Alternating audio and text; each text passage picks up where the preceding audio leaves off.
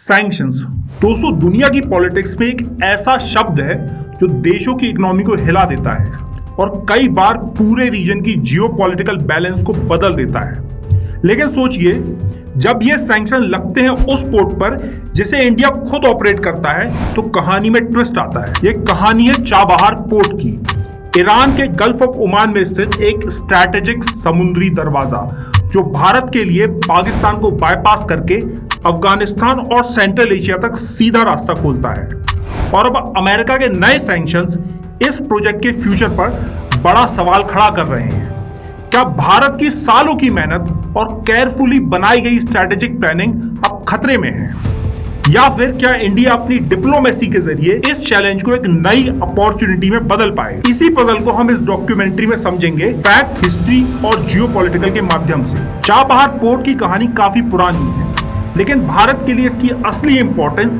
21वीं सदी की शुरुआत में सामने आई। 2003 में भारत और ईरान ने पहली बार इस पोर्ट के डेवलपमेंट पर सीरियस टॉक्स चालू किए। इसी साल दोनों देशों के बीच एक MOU यानी मेमोरेंडम ऑफ अंडरस्टैंडिंग साइन हुआ। इसके बाद भारत ने पोर्ट का एक हिस्सा शाहिद बहस्ती टर्मिनल डेवलप करने की जिम्मेदारी ली, लेकिन 2003 के बाद प्रोजेक्ट को एक्सपेक्टेड स्पीड नहीं मिल पाई। ईरान पर लगातार USA का प्रेशर बढ़ता रहा क्योंकि तेहरान अपने न्यूक्लियर प्रोग्राम पर तेजी से काम कर रहा था। दूसरी तरफ रीजनल पॉलिटिक्स की वजह से भारत ओपनली इन्वेस्ट करने में कॉशियस रहा। इन दोनों रीजन की वजह से चाबहार प्रोजेक्ट सालों तक स्लो मोशन में ही चलता रहा। फिर सिचुएशन बदली 2016 में। दोस्तों, प्राइम मिनिस्टर नरेंद्र मोदी ने तेहरान का दौरा किया। उस विजिट के दौरान भारत, ईरान और अफगानिस्तान के बीच एक ट्राइलैटरल एग्रीमेंट साइन हुआ जो एक हिस्टोरिक माइलस्टोन था। इसी समझौते के बाद चाबहार पोर्ट को officially gateway of India to Central Asia का दर्जा दिया गया। इसी 2016 के MOU में भारत ने चाबहार पोर्ट, इंडस्ट्रीज और स्पेशल इकोनॉमिक जोन के डेवलपमेंट के लिए लगभग $500 मिलियन तक की इन्वेस्टमेंट कमिट की। अग्रीमेंट के बाद भारत ने चाबहार में एक्टिवली इन्वेस्ट करना शुरू किया। इंडियन पोर्ट्स ग्लोबल लिमिटेड यानी IPGL को पोर्ट के एक सेक्शन को ऑपरेट करने की जिम्मेदारी मिली। धीरे धीरे ग्राउंड पर प्रोग्रेस दिखने लगी और 2018 आने तक भारत ने शाहिद बेहस्ती टर्मिनल पर ऑपरेशंस ऑफिशियली हैंडल करना शुरू कर दिया। ये एक हिस्टोरिक मूवमेंट था दोस्तों, क्योंकि पहली बार भारत किसी फॉरेन पोर्ट का मैनेजमेंट डायरेक्टली अपने हाथ में ले रहा था। इसके पैरेलल भारत ने ईरान के अंदर रोड कनेक्टिविटी प्रोजेक्ट्स पर भी काम किया। सबसे इंपॉर्टेंट था जारांज डेलाराम हाईवे, जिससे अफगानिस्तान के अंदर ट्रेड और कनेक्टिविटी स्मूथ बनाई गई। इसी तरह 2003 से लेकर 2018 तक कई चैलेंजेस के बावजूद चाबहार पोर्ट धीरे धीरे भारत के लिए एक स्ट्रैटेजिक और एक इकोनॉमिक लाइफलाइन के रूप में उभर कर सामने आया। दोस्तों, आगे बढ़ते हैं और बात करते हैं चाबहार पोर्ट पर लगाए गए सैंक्शंस की। 2018 में अमेरिका ने इंडिया को एक स्पेशल वेवर दिया था। यह waiver Iran freedom and counter proliferation act यानी IFCA के अंडर आता था। इसका मतलब यह था कि भारत बिना US सैंक्शंस के रिस्क के चाबहार पोर्ट को डेवलप और ऑपरेट कर सकता था। और यह वेवर देने के पीछे कुछ क्लियर रीजन थे दोस्तों। सबसे पहला था, पाकिस्तान ने हमेशा भारत को अफगानिस्तान तक लैंड ट्रांजिट नहीं दिया। इसी वजह से चाबहार पोर्ट भारत के लिए एक वायबल ऑप्शन बन गया। दूसरा है, ये port international north south transport corridor यानी INSTC का एक क्रूशियल हिस्सा है। इस कॉरिडोर के जरिए भारत ईरान के थ्रू सेंट्रल एशिया, रशिया और यूरोप तक कनेक्ट करना चाहता था। तीसरा है, उस वक्त अफगानिस्तान में इलेक्टेड गवर्नमेंट पावर में थी जो रिकंस्ट्रक्शन और डेवलपमेंट में एक्टिवली काम कर रही थी। इसीलिए वेवर को जस्टिफाई किया गया।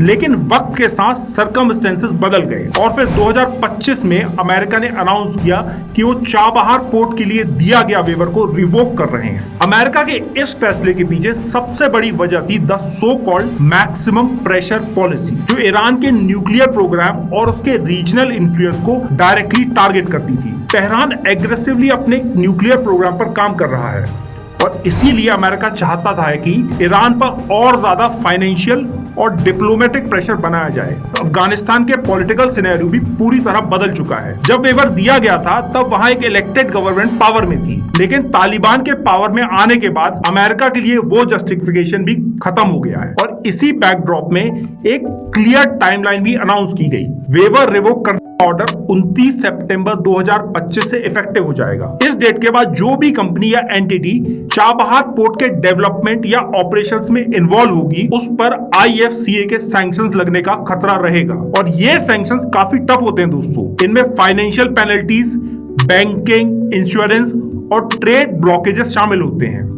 मतलब चाबहार के साथ काम करने वाली कंपनीज को ग्लोबल फाइनेंस सिस्टम से कट ऑफ तक किया जा सकता है। दोस्तों, चाबहार भारत के लिए सिर्फ एक पोर्ट नहीं है, ये एक स्ट्रेटेजिक लाइफलाइन है। हर साल भारत अफगानिस्तान ट्रेड $1.5 बिलियन से ज्यादा होता है, लेकिन पाकिस्तान हमेशा इंडिया अफगानिस्तान ट्रांजिट को ब्लॉक करता रहा है। इसी वजह से इंडिया ने चाबहार को एक ऑल्टरनेटिव रूट की तरह स्टैब्लिश किया ताकि पाकिस्तान को बाईपास किया जा सके। 2018 में इंडिया ने अफगानिस्तान को चाबहार पोर्ट से पहला वीट असाइनमेंट शिप किया और पाकिस्तान को बाईपास किया। चाबहार पाकिस्तान के ग्वादर पोर्ट का सीधा ऑल्टरनेटिव है। ग्वादर में चाइना ने $60 बिलियन से ज्यादा इन्वेस्ट किया है, लेकिन सिर्फ 170 किलोमीटर दूर चाबहार भारत के लिए एक इंडिया फ्रेंडली गेटवे बन गया है। और एनर्जी सिक्योरिटी लेवल पर भी चाबहार पोर्ट की इंपॉर्टेंस भारत के लिए काफी सिग्निफिकेंट है। स्टेट ऑफ हरमुज के पास होने की वजह से भारत को अपनी एनर्जी लाइफलाइंस पर एक डायरेक्ट फुट होल्ड मिलता है। 2016 के एग्रीमेंट के बाद भारत ने $500 मिलियन का इन्वेस्टमेंट किया और चाबहार को INSTC कॉरिडोर का एक क्रूशियल नोड बनाया, जिससे सेंट्रल एशिया, रशिया और यूरोप तक ट्रेड और भी फास्ट और चीप हो सके।